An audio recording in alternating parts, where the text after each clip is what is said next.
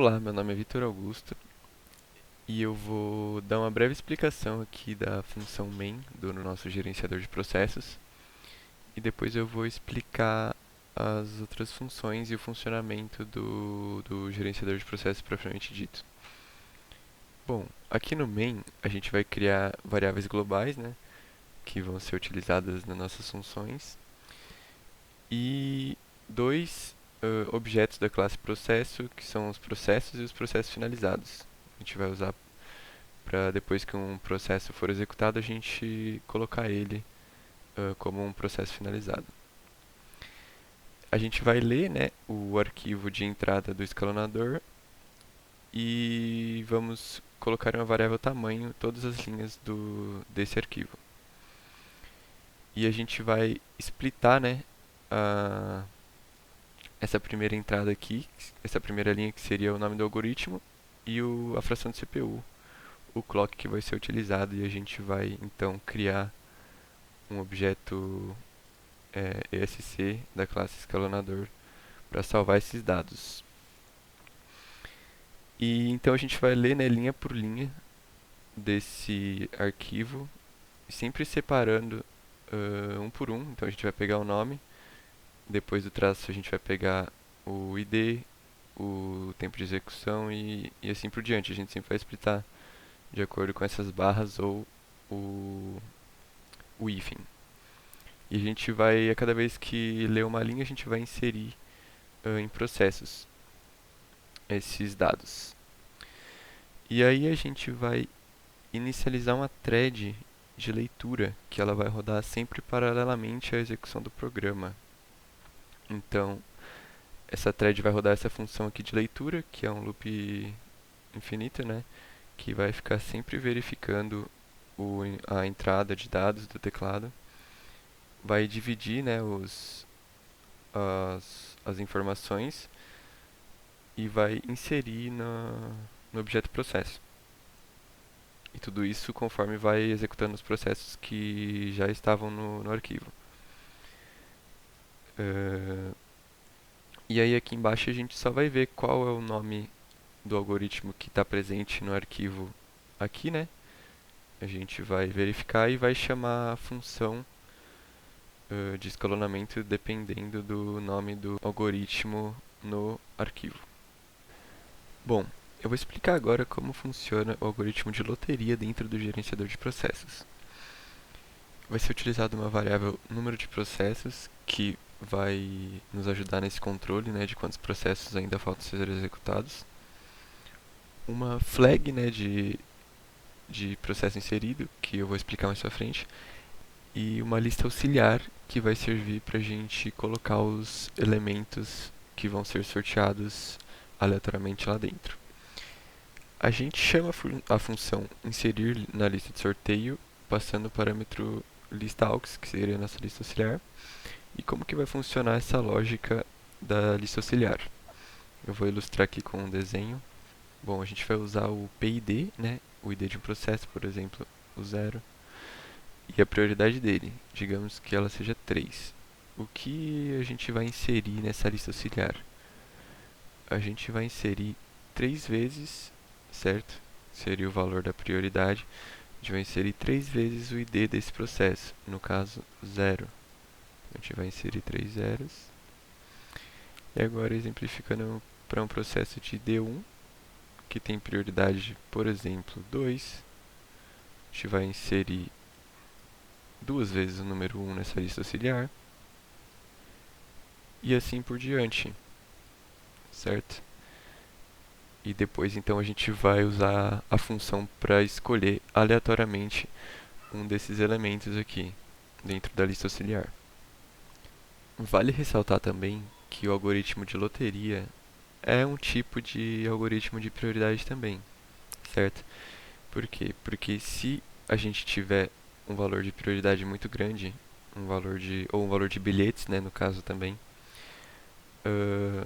o ID do processo terá mais chance de ser executado, porque ele vai possuir mais elementos dentro dessa lista e assim ele terá mais chances de ser sorteado aleatoriamente. E os elementos com baixa prioridade ou baixo número de bilhetes, eles também vão ter chance de ser executados, mas é uma chance bem menor comparado aos processos que têm uma alta prioridade. Voltando para o código, a gente vai chamar essa função, né, que ela vai inserir na lista auxiliar todos os processos que já estão no arquivo, certo? E o funcionamento da função inserir lista sorteio tem exatamente o mesmo funcionamento que eu expliquei no desenho. Então, vai ter um loop que vai percorrer o número de processos existentes. O J vai ser exatamente o valor da prioridade. Então, o J ele vai ser o número de elementos de ID que vão ser inseridos nessa lista. E o auxiliar vai ser o ID do processo propriamente dito. Então, enquanto o J for maior que zero, a gente vai inserindo esses elementos dentro da lista de acordo com o número de bilhetes. E é basicamente assim que funciona essa função. Aqui a gente tem um loop infinito e a gente tem um controle de quando foi inserido um novo processo. Isso em tempo de execução, certo? Então, quando não foi inserido, ele não vai executar essa parte. Ele vai pular direto para a execução dos processos que já estavam aqui no arquivo. Se ele for inserido, ele vai chamar de novo a função de inserir na lista de sorteio. E ele vai pegar então o processo que foi inserido em tempo de execução e vai colocar dentro dessa lista, certo? Então ele vai ter o ID dele, ele vai ter a prioridade respectiva e vai ser inserido nessa lista para ser sorteado junto com os processos que já estavam no arquivo. E o funcionamento ocorre da seguinte maneira: será sorteado de forma aleatória um elemento dessa lista auxiliar e será salvo na variável item sorteado. Logo após, a gente vai querer descobrir qual índice desse item sorteado está presente no vetor de IDs, que a gente vai usar para fazer um controle. Certo, nesse while, que verifica se o tempo de execução é maior que zero, no caso de um processo que ainda precisa ser executado, a gente vai mostrar, né, as informações desse processo e vai descontar o clock, né, a fração do CPU do tempo de execução do processo. Aqui nesse while de baixo a gente vai remover todos os elementos dessa lista auxiliar, né, todos os elementos que já foram processados. Por exemplo, foi sorteado o ID 0 dentro dessa lista. Então a gente processa, né, essa tarefa e remove todos os elementos que fazem referência a esse ID de processo. E trata-se o erro, né, de quando, como aqui é um while true, trata-se o erro de tentar remover um elemento de uma lista vazia por meio desse comando aqui, que é o pass, que ele vai simplesmente ignorar o erro e não vai crashar nosso programa. Logo após, será inserido no objeto de processos finalizados o processo que foi executado no momento. E para tratar o erro de tentar sortear um elemento em uma lista vazia, também usa-se o comando pass do except index error. E é basicamente isso. Agora eu vou demonstrar como funciona no código. Bom, agora exemplificando e mostrando o funcionamento do código, vamos executá-lo. Lembrando que é o algoritmo de loteria. Vamos lá. Eu vou dar uma pausada na execução só para explicar melhor o que está acontecendo. Aqui temos a lista, né, a lista auxiliar que eu falei anteriormente. E aqui temos os IDs de todos os processos que estão no arquivo. Então, serão distribuídos, né, todos os IDs e será sorteado aleatoriamente um ID dentro dessa lista. No caso foi o 3. O ID 3 se refere ao VS Code e ele tem 3 bilhetes, ou prioridade 3 no caso, também. Eu vou executar aqui novamente. Aqui foi sorteado o 0 no caso, então foi o Chrome, e a gente vai executar ele até o final. Ele vai ser diminuído todo o tempo de execução. e aqui sorteia outro elemento e assim por diante. E no mesmo tempo que ele escolhe um elemento, ele já retira, ele executa o processo e já retira dessa lista auxiliar, para a gente poder sortear outro elemento. E se eu quiser, eu posso inserir em tempo de execução um programa aleatório. Então eu vou inserir aqui ele. Ele tem o ID 13, então a gente vai ver que ele vai aparecer logo aqui no final. Certo? Ele está executando o de D5. E o ID 13 já apareceu aqui no final da nossa lista auxiliar. Ele tem 3 bilhetes, então ele vai aparecer 3 vezes apenas nessa lista. E vale ressaltar que essas variáveis aqui elas foram colocadas só para exemplificar melhor como está funcionando. No programa original elas não vão aparecer. Vai aparecer só essas informações do processo que está sendo executado no momento. E é basicamente isso. Ele vai executando aí, a gente pode inserir quantos processos a gente quiser. E agora o Danilo vai explicar melhor como vai funcionar os algoritmos de alternância circular e de prioridade. É isso, muito obrigado. Olá, meu nome é Danilo de Paulo Vieira, sou dupla do Vitor Augusto. Estarei dando continuidade apresentando as demais formas de processamento. A primeiro momento, estarei apresentando sobre o processamento circular. Como que ele funciona? Os processamentos, eles ficam armazenados dentro de um objeto denominado proc. Esse objeto proc será passado como argumento para essa função processamento circular. E como que funciona o processamento circular? O processamento circular nada mais é do que nós juntarmos todos os nossos processos e executarmos um de cada vez em sequência, e quando você executar o último, voltar novamente para o início do primeiro. Assim, fazendo como se fosse um ciclo de processos. Qual que é o critério utilizado para um processo ser finalizado? É quando o seu tempo de execução se torna menor ou igual a zero. Quando esse processo tiver seu tempo de execução menor ou igual a zero, o mesmo será removido da lista de processos para serem executados. Sendo assim, aqui em nosso código, a gente fez um while true para manter no loop, foi importado as variáveis globais que armazenam quantos processos precisam ser executados e uma variável auxiliar que será possível pegar as posições. Bom, foi feito um loop que ele vai se manter enquanto o self do PID for diferente do que zero. Por quê? Porque o nosso PID ele é o identificador de cada um dos processos. Enquanto esse tamanho for maior, diferente no caso do que zero, terá processo para ser executado. Foi essa a lógica utilizada. Bom, a primeiro momento, ele irá verificar se o tempo de execução do processo nessa posição em questão é maior do que zero.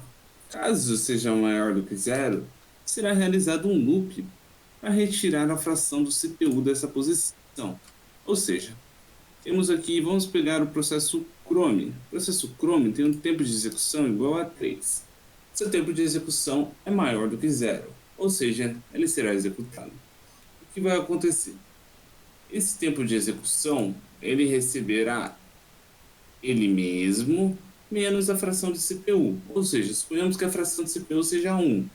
Seu tempo de execução, após ser executado pela primeira vez esse processo, receberá 2. O próximo será o Avast, que vai fazer 6 menos 5, 6 menos 1, se retornando em 5. Depois o Spotify, 9 menos 1, retornando em 8. E assim sucessivamente, até com que acabe todos os processos.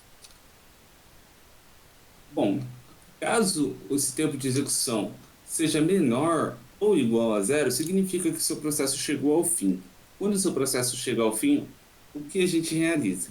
A gente insere esse processo no objeto que armazena os processos finalizados. No nosso caso, é o objeto proc finalizado. o mesmo vai receber o nome do processo finalizado, equivalente àquela posição, é claro, seu PID, seu tempo de execução, que normalmente será zero, sua prioridade, seu UID, sua memória. Todos esses valores serão armazenados dentro do objeto do PROC finalizado. Na sequência, será removido essa posição, esse processo do objeto que armazena os processos pendentes, sendo assim e reduzindo o seu tamanho para que seja desconsiderado, ou seja, vamos remover esse processo quando ele chegar a seu fim e reduziremos em o tamanho de processos que faltam para serem executados. Assim funciona. Caso essa posição seja maior ou igual a zero, tem que tornar essa posição igual a zero. Por quê? Porque se trata de um ciclo. Enquanto você chegou a seu final, sua última posição é a posição de número 12. Porém, você não terminou de executar todos os seus processos. Então, você deve recomeçá-los novamente, por se tratar de um processamento circular. Bom, estarei demonstrando para ficar de forma mais clara. Estarei utilizando esses processos e seus respectivos tempos de execução para estar executando. Estarei utilizando a nossa entrada, que será proveniente do entrada escalonador, armazenado no bloco de notas, mesmo está passando a alternância circular, o tempo de execução equivalente a 3, que está passando esses processos. O Chrome com 3 com tempo de execução, o Avast com 6, o Spotify com 9, o VS Code com 9, assim como demonstrado. A primeiro momento, estarei mostrando, para ficar de forma mais clara, apenas o tempo de execução de cada processo, para entender melhor como está funcionando. Bom, funciona tudo da seguinte forma. Aqui está uma lista que contém todas essas informações de tempo de execução. Sendo assim, como que está funcionando? Temos o tempo de execução 3, que é o do Chrome, o 6 do Avast, o 9 do Spotify, o 9 do VS Code, o 6 do Explorer e assim por diante. Vamos lá. A primeira ação é verificar a primeira posição. A primeira posição em questão seria o tempo de execução do Chrome, que é o primeiro a ser executado. Seu tempo de execução é 3. Então, o que acontece? Como foi definido que a fração da CPU é 3, ocorrerá a operação 3 menos 3, que retornará em 0. Ou seja, como seu tempo de execução é menor ou igual a 0, seu processo será inserido na lista dos processos finalizados e será removido da lista de processos pendentes. Sendo assim, esse 3, após executado, ele é removido dessa fila, por isso retira-se e não está aparecendo o argumento 3 nessa lista. E o que acontece? Após executado o 3, ele deve prosseguir para o 6. Sendo assim, essa é a nova lista que possui o 6, o 9, o 9 novamente, e assim por diante. Então, como o 6 deve ser executado, ele é executado, fazendo 6 menos 3, que é a fração da CPU, se tornando em 3. O próximo a ser executado seria o 9. Então, o 9 a ser executado. 9 menos 3, que é a fração da CPU, torna-se 6. Os demais se mantêm igual. E assim por diante até o seu fim. Esse outro 9, por sua vez, é o próximo a ser executado, tornando-se 6. O próximo é o 6, que vira 3, chegando às demais execuções dessa forma. O próximo valor, no caso, seria um 3. Ao realizar a operação 3 menos a fração da CPU, que é 3, se torna 0. E esse valor ele é removido da lista de processos que precisam ser executados. Esse loop se mantém até com que todos os processos sejam finalizados. Eu consigo estar incluindo novas entradas, se necessário. Estarei colocando como exemplo um programa qualquer para estar executando, com valor 18. Consigo colocar um programa com 12, de tempo de execução. Consigo estar colocando diversos programas, estarei colocando o mesmo mais de uma vez, só para demonstrar de forma mais clara, e como ele vai incluindo os processos, executando um de cada vez. É possível também, deixa eu apenas estar limpando, durante a execução dos processos, eu estar incluindo um novo programa para estar sendo executado. Por exemplo, enquanto estar executando, eu vou pegar esse programa 3, que possui como tempo de execução 30, e eu posso estar incluindo ele. Olha só, após incluso, ele aparece concluir novamente e ele será executado até chegar ao fim de todos os processos. Bom, agora eu estarei mostrando de uma forma, da forma que ele está implementado, mostrando os prints e aparecendo corretamente qual processo que está sendo executado de cada vez. Bom, removi os comentários que estavam no código para poder exemplificar melhor de como está sendo executado cada processo de forma sequencial. Estarei mostrando novamente os processos que devem ser executados, primeiro o Chrome, depois a Avast, Spotify, VS Code, Explorer e assim por diante. Bom, estarei executando, ele apresenta que o Chrome é o primeiro que deve ser executado, com tempo de execução 3 e depois de executado torna-se 0. Avast 6, depois 3, prossegue para o Spotify, que tem um tempo de execução 9, após executado torna-se 6, e assim por diante, até chegar ao fim. Eu consigo também, caso eu deseje, estar incluindo alguma nova entrada. Estarei incluindo, como exemplo, o programa 3, para poder exemplificar melhor. O programa 3, ele foi executado, ele foi incluso. Por se tratar de uma lista circular, ele será inserido no final da lista. Sendo assim, ele deve ser executado após o audio player, que é o último processo que deve ser executado. No momento, ele está executando o 11º processo, que é o PowerPoint. Em sequência, ele deve executar o video player, reduzindo o tempo de execução para cada vez que é executado, o audio player, e agora deve-se executar o programa 3 que eu incluí. Programa 3, com tempo de execução 30, que após a execução torna-se 27. Por fim, após realizado a inclusão do programa 3, ele deve executar o Avast. Por que o Avast?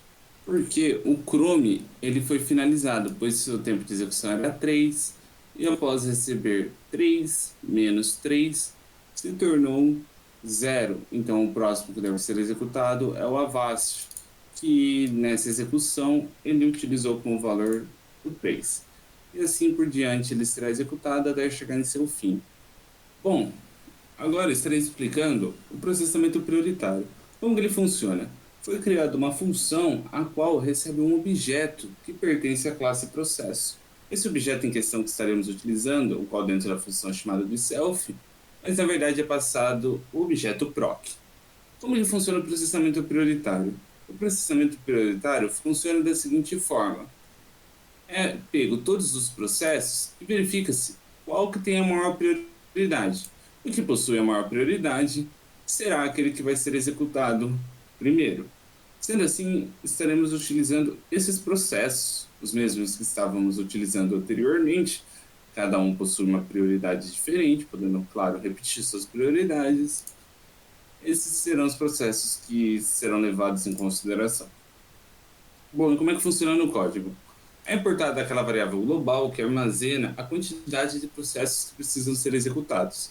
E na sua sequência é feito um while, é feito um loop, que ele será mantido enquanto houver processos que precisam ser executados.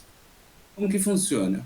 A primeira etapa que é feita se trata de verificar quem é o processo que possui maior prioridade.